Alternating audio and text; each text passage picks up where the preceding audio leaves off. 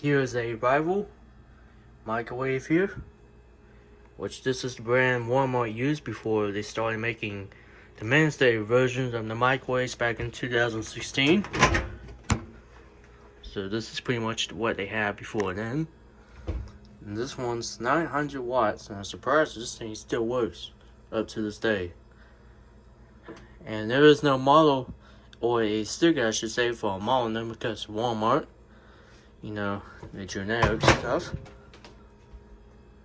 But I mean, it is whatever it is. I would try to take the thing half of this thing that what it's sitting on, but I'm not doing that because there's probably no way of me putting this back up here. So anyway, here's the controls for it. See, it's got all the basic controls, got a clock, timer, and all that. Just a basic controls. So anyway, let's go ahead and test this without nothing in it.